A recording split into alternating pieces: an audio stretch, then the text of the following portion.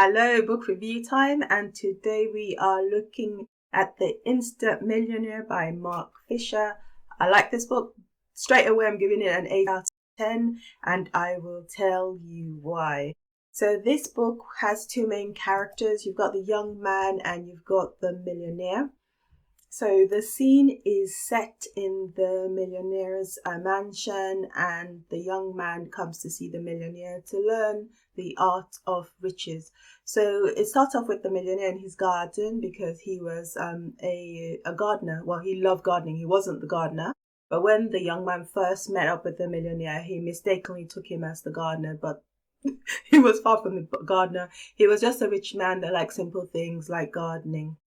So the story is about how the young man hadn't had a break in life and he was keen to be successful, to acquire wealth. And he was referred by his uncle to meet the millionaire who was going to impart knowledge to him.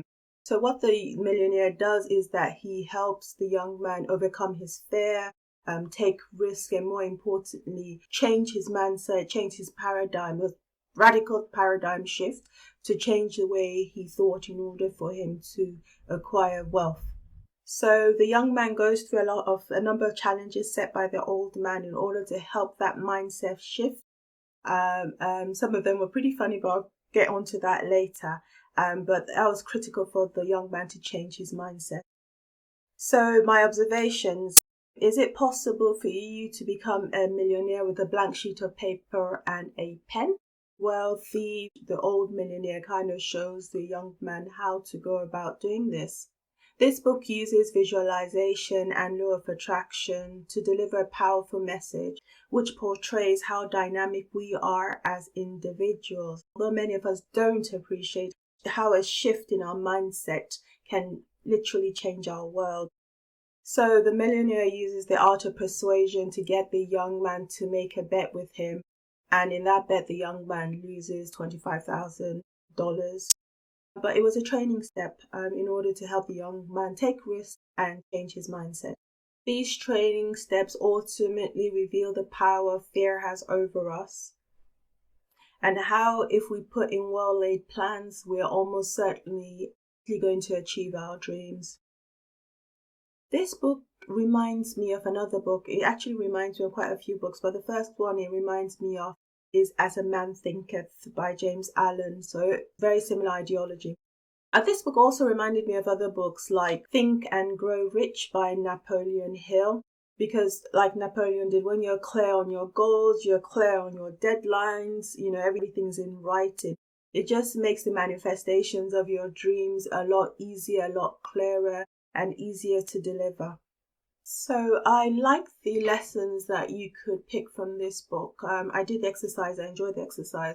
But also, one of the exercises I did was really useful for me. And these videos I'm doing now is from the exercise I did with the Instant Millionaire, because it got me thinking.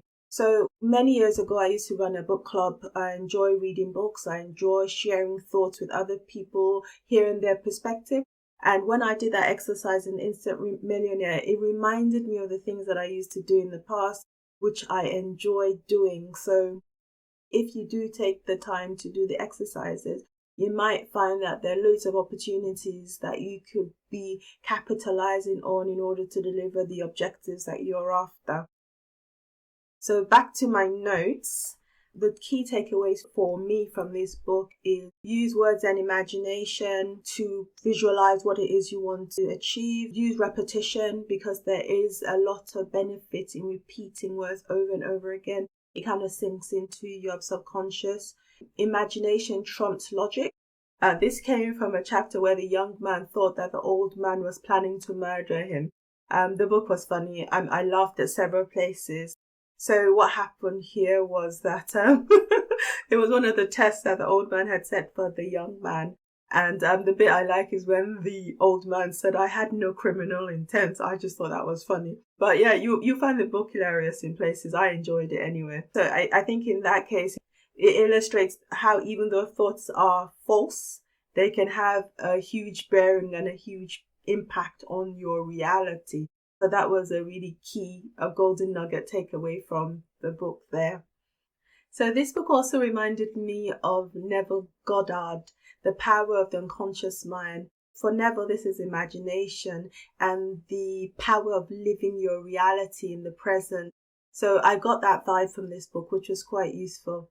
So the only thing I was a little critical about in the book was the part of the order of the rose, or that when you have a problem, look into the heart of the rose. I found it very flowery, very, blue sky thinking, very out there.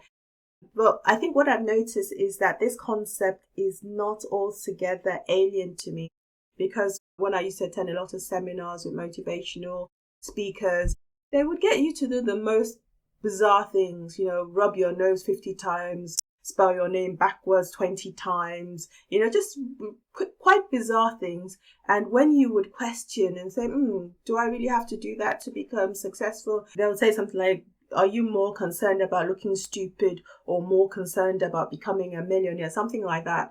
And you'd go ahead, you do these bizarre, silly things in the hopes that you become, successful. And for me, they didn't work, so, rub my nose 20 times, scratch my ear 50 times. I'm exaggerating, but there are just certain things that make you do. And for me, it just didn't, it didn't work. I think it also reminds me, if you're a religious person, about like when you go to church, or the churches I used to go to, where they make you, fast for 50 days, exaggeration again, pray at X o'clock for X amount of time in order to get your desires met. And you would, dutifully do what they tell you to do. And at the end of the day, it doesn't work, and you're kind of left a little bit disappointed. So I think sometimes where you have these things that you have to do, this initiation that you have to follow in order to get success, sometimes I question that, because if you think about Warren Buffett, Elon Musk, Zuckerberg, people like that, I don't know if they had to go through that in order to gain the wealth that they got. I might be wrong. It might be things that they're doing, because clearly there are conspiracy theories out there saying that they belong to one secret society or the other. So it might well be true. But I found this theme running along most of the motivational books, or at seminars when I attend. They kind of make you go through a series of events, which for me, I'm not 100% sure on. But I digress, moving back to the book. So in summary, I love the book. I thought it was a really good read, not too long. You can digest it quite quickly.